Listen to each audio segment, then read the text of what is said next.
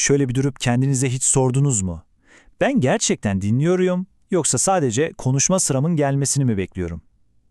İşte bu ve bunun gibi bizi şöyle bir silkeleyip kendimize getirecek bazı fikirleri konuşacağız. Gelin hep beraber kendimize bir ayna tutalım. Bu soru ilk bakışta çok basit gibi duruyor değil mi? Ama aslında o kadar derin ki bir sohbette nasıl durduğumuz kendimizle olan ilişkimizi de ele veriyor aslında. Yani biz karşımızdakini gerçekten anlamak için mi oradayız yoksa sadece kendi sesimizi duyurmak için bir fırsat mı kolluyoruz? Hadi o zaman yolculuğumuza bu temel soruyla başlayalım. Evet, yolculuğumuzun ilk durağı belki de en zoru ama kesinlikle en değerlisi kendimizi anlamak. Çünkü biliyoruz ki gerçek değişim var ya, o ancak ve ancak içimize dürüstçe bakmaya cesaret ettiğimizde başlıyor. Genelde hayattaki engelleri hep dışarıda ararız, değil mi? Birilerine bir şeyleri suçlarız ama bakın bu fikir bize ne diyor? Asıl kilit de o kilidi açacak anahtar da aslında içimizde. Çoğu zaman ilerlememizin önündeki en ama en büyük engel bizzat kendimize olan güvensizliğimiz. Yani o kapıyı açacak olan da belki de kıracak olan da yine biziz. Şimdi bu iki sütuna bir bakalım. Aslında burada gördüğümüz şey iki farklı hayat tarzı. Bir yanda farklı görünmeye çalışmak, yani hayatımızın ne kadar büyük bir kısmını boşa harcadığımızı düşünün. Her an bir başkası olmaya çalışırken aslında kendimiz olabileceğimiz anları çalıyoruz. Diğer yanda ise olduğumuz gibi olmak var. İşte özgünlüğe giden yol tam da bu. O taktığımız maskeleri bir bir çıkardığımızda başlayan bir yolculuk.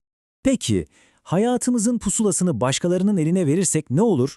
Düşünsenize, her adımda dışarıdan bir aferin beklemek. Bu bizi kendi yolumuzdan saptırmaktan başka bir işe yaramaz. Başkalarının alkışlarını kovalarken hayatın sadece bizim için hazırladığı, sadece bizim görebileceğimiz o eşsiz güzellikleri bir bir kaçırırız. İşte kendini anlama yolculuğunun özeti belki de bu tek cümlede saklı. Gerçek hazineler öyle kolayca yüzeyde bulunmaz. Onları bulmak için, evet, o derine dalma cesaretini göstermek lazım. Yüzeyde kalmak tabii ki daha kolay, daha konforlu. Ama unutmayın, asıl zenginlikler her zaman en derinlerdedir. Peki bu içsel yolculuktan biraz çıkıp şimdi de aynamızı başkalarına çevirelim mi? Gelin ilişkilerimizin doğasına, yani diğer insanlarla kurduğumuz o bağların dinamiklerine bir bakalım. Ben dostluğun bu tanımına gerçekten bayılıyorum. Çünkü o kadar doğru ki gerçek bağın kilometrelerle, mesafelerle ölçülmediğini çok güzel anlatıyor. Asıl mesele ne biliyor musunuz? Araya ne kadar mesafe girerse girsin sizi bir arada tutan o görünmez güç. İşte gerçek dostluk tam olarak bu. Şimdi sıkı durun, çünkü bu fikir biraz sarsıcı olabilir ama aynı zamanda inanılmaz özgürleştirici. Anne babamız, evet, bizim doğumumuzdan sorumlu.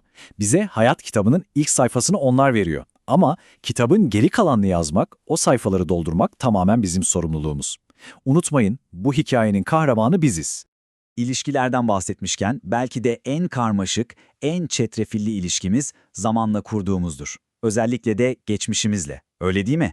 Hadi gelin şimdi bu karmaşık bağa biraz daha yakından bakalım. Bu benzetme o kadar güçlü ki, geçmişi bir kitap gibi kullanmak, evimiz gibi değil. Düşünün bir, geçmişiniz sizin için ne? Arada bir açıp dersler çıkardığınız bir referans kitabı mı? Yoksa her gün içinde yaşadığınız, duvarları arasında hapsolduğunuz bir ev mi? Kitabı okursunuz, öğrenirsiniz, sonra da rafa kaldırırsınız. Ama evin içinde yaşamaya devam ederseniz, dışarıdaki hayata asla adım atamazsınız. İşte bütün mesele bu, seçim bizim. Ve şimdi tüm bu konuştuklarımızı bir araya getiren o büyük soruya geliyoruz. Nedir gerçek zenginlik? Ama durun, toplumun bize öğrettiği, sürekli dayattığı o tanımları bir anlığına kenara bırakalım. Gelin bu kavrama bambaşka bir pencereden bakalım. Bu aslında çok net bir uyarı. Hayatınızı sadece bir para kazanma denemesi olarak kullanmayın. Çünkü eğer bunu yaparsak hayatın asıl amacını, o büyük resmi tamamen kaçırırız. Peki o zaman soru şu. Para kazanmaktan daha önemli olan o gerçek zenginlik dediğimiz şey ne olabilir? İşte cevap tam da burada, bu iki kutuda. Bütün meselenin özeti bu aslında. Soldaki kutu, yani hayat deneyi, çoğumuzun yaptığı şey. Vaktimizi para karşılığı satmak. Bir ömür boyu bunu yapıyoruz. Ama bakın sağdaki kutuya, gerçek zenginlik. O ne diyor? Vaktinize sahip olmak. Yani zamanı parayla takas etmek değil, zamanın kendisinin sahibi olmak. Şunu unutmayın, istediğiniz gibi kullanabildiğiniz tek bir saat, bankadaki milyonlarca liradan çok ama çok daha değerli olabilir.